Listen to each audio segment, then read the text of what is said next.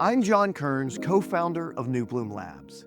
Cannabis beverages are the hot product right now. Everyone seems to be getting into the space, and for good reason. There's a ton of opportunity for product variation, innovation, and let's be honest, customers love them. But testing beverages, that can get tricky. If you've ever had a beverage test come back with results that were a little different than expected, maybe a 10 milligram product showed up as 8 milligrams or 13, or even 18. Today, I want to explain why that happens and what those numbers actually mean for your product. Let's jump in. First, let's talk scale. When a product is designed to contain 5 milligrams of cannabinoids and the lab reports 4, it sounds like a 20% error. But in terms of concentration, the difference is actually tiny. Let's put it in perspective.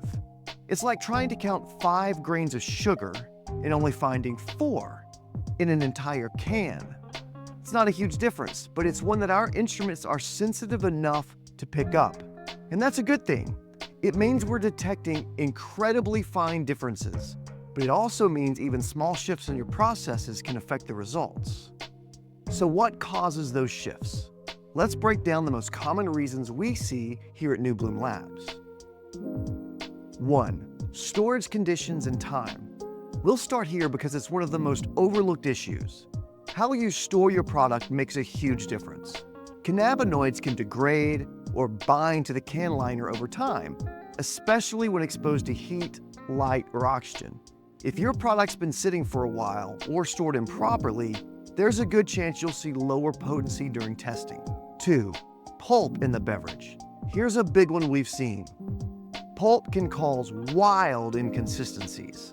Nanoemulsions tend to stick to organic pulps. If your beverage has pulp and it's not fully homogenized during production, you could have one can testing at 50 milligrams and the next at 0.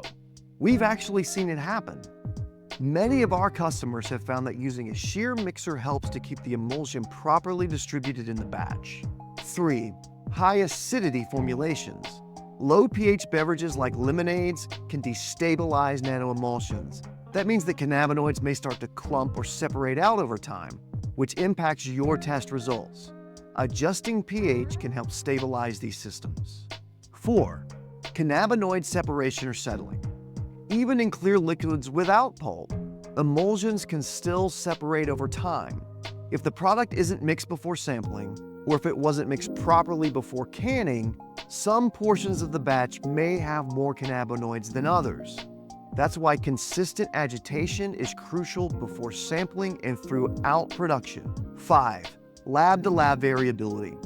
If you're comparing results from 2 different labs, a small difference is perfectly normal.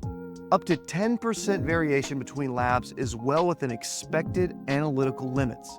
Different instruments, methods, and prep protocols can create slight shifts, even when both labs are working accurately. 6. Sample preparation variability. Most testing methods require dilution based on an estimated potency. If that estimate is off even slightly, the final result might read higher or lower than expected. This doesn't mean the test is wrong. It means that how the sample is prepared matters.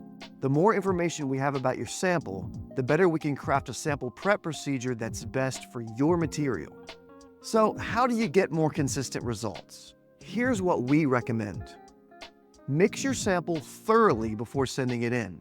We'll mix it before testing, but if the sample wasn't homogenized beforehand, it may not represent the batch.